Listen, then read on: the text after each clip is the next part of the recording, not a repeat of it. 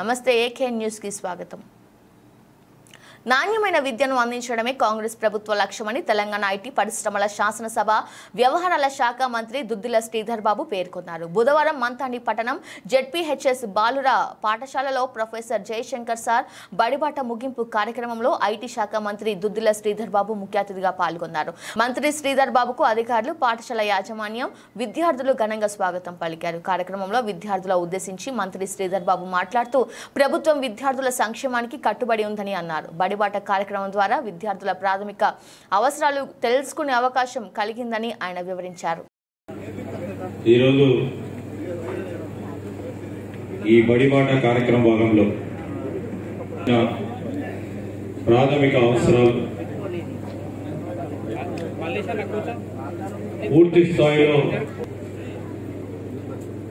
విద్యాశాఖపై కేంద్రీకరించి ముఖ్యమంత్రి రేవంత్ రెడ్డి గారు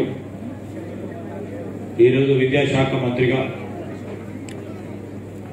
అనేక సంక్షేమ కార్యక్రమాలు,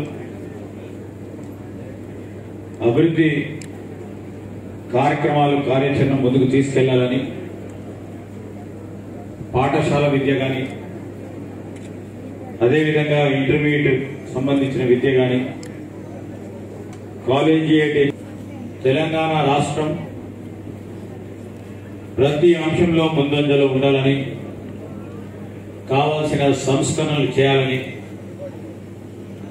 దానిలో భాగంగానే ఈరోజు పాఠశాలలకు సంబంధించిన ఈ బండ్లలో చేసుకొని తిరిగి స్కూల్స్ వచ్చే సమయంలో మార్పు చూపెట్టాలని ముఖ్యమంత్రి గారు ఆలోచన చేసి మరి ఆ కార్యక్రమ భాగంలో ఈరోజు మనం మంతని పట్టణానికి సంబంధించిన మరి ఇక్కడున్న